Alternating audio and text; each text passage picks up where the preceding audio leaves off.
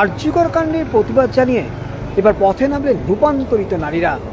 হাওড়ার Pushpashree cinema hall থেকে হাওড়া ময়দান পর্যন্ত এদিন প্রতিবাদ মিছিল করলেন। তাদের একটাই দাবি, এই ঘটনায় যারা প্রকৃত দোষী তাদের দিকে গ্রেপ্তার করতে হবে এবং কঠোর থেকে কঠোরতম শাস্তি দিতে হবে। এইভাবেই রূপান্তরিত নারীরা পথে নেমে প্রতিবাদ চালালেন আরজিকরের নৃশংস হত্যাকাণ্ডে। হাওড়া থেকে কল্যাণ অধিকারী, রাজন বাংলা।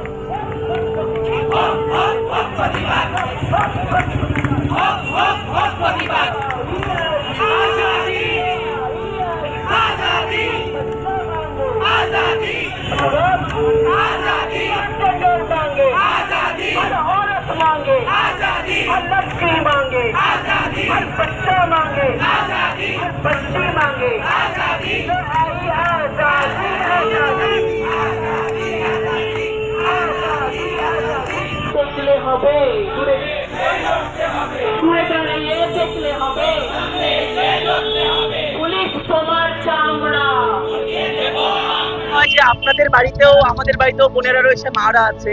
যদি আজকে আমাদের মা বোনের সাথে এই ঘটনা ঘটতো, আমরা চুপ করে বসে থাকতে পারতাম? আপনি পারতেন? এইরকম ধর্ষকদের আমরা একটাই শাস্তি চাই। আমরা চাই যাতে এমন কঠোর শাস্তি হোক যাতে পশ্চিমবঙ্গ তথা ভারতবর্ষে এইরকম রেপ হওয়ার, এইরকম মার্ডার হওয়ার আগে লোকে দুবার ভাবুক, লোকে ভয় পাক, লোকের গায়ে কাটা দিক, লোকে যাতে এটা করার আগে একবার ভাবে যে না, সে একটা মেয়ে, তার গায়ে হাত দিলে কি হতে পারে, কি শাস্তি হতে পারে।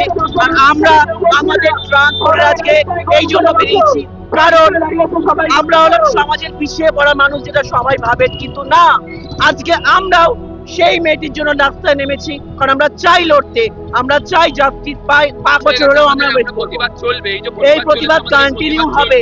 এটা 1 মাস ধরে হচ্ছে, এরপরে যদি আরো 1 মাস থাকে আরো 1 মাস প্রতিবাদ হবে, যদি 1 বছর হয় 1 বছর প্রতিবাদ হবে।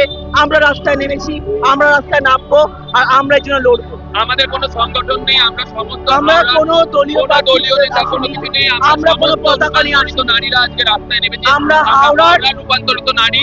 এই হচ্ছে আমার পরিবার। নাম দিদি? আমার নাম সুরশ্রী ঘোষ। আমার নাম মেঘনা রয়।